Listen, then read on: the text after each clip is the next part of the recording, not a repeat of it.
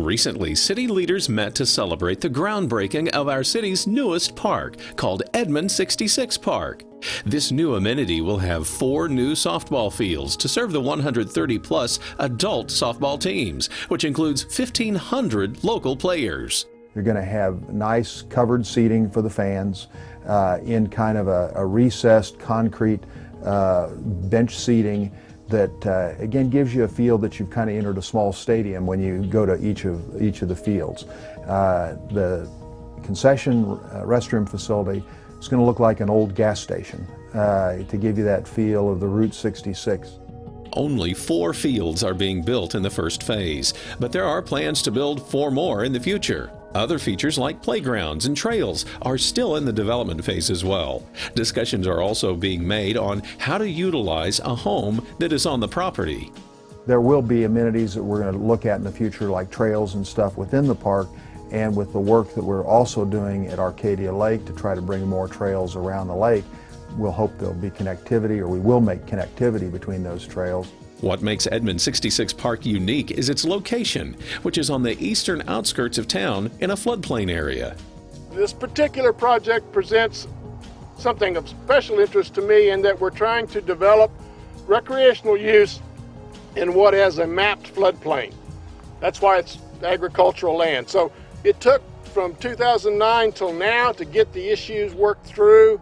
I'm excited that we're going to actually follow through with the project because I believe there's a great value to Edmond long term in more of this kind of activity, parks using drainage ways for purposes of recreation when Mother Nature doesn't need it.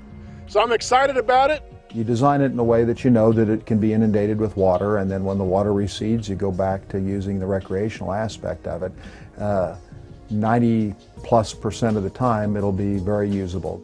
The project is being developed by Miller Tippins Construction Company and is scheduled for completion in September of 2013. The total cost of the first phase is in the $5.5 to $6 million range.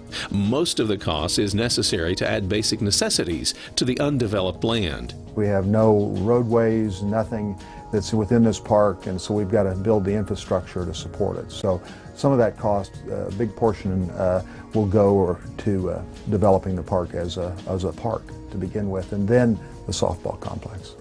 There is already buzz amongst the softball leagues to expand their softball programs because of the new complex. The fields also have the potential to attract weekend tournaments, which brings in visitors to our area and stimulates economic development.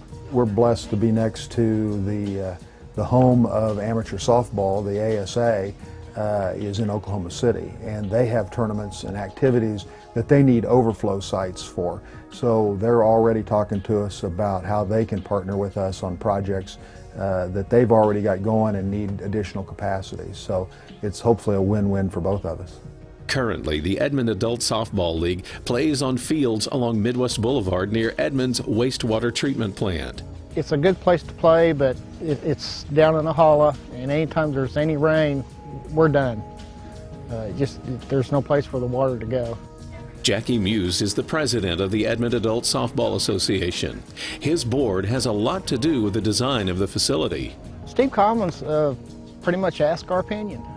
Our entire board, all of us have played in some form or fashion. We've been to other parks. The big thing we can think of is concessions and the restrooms. We know that when players are playing, they want to come from the field, run up and get them a Coke, or go to the restroom, and be back in time for them to hit. Because they only get, they get hour games. So they want to do it real quick. If you're interested in finding out more information about Edmond's Adult Softball League, visit www.edmondadultsoftball.com or call 359-1305. We're all excited. We can't wait to get out there. The benefit to Edmond is going to be some tax revenue, some tourism, and we're going to have fun. That's the main thing, is we're going to have fun. And it's going to be something else for Edmond to be a destination.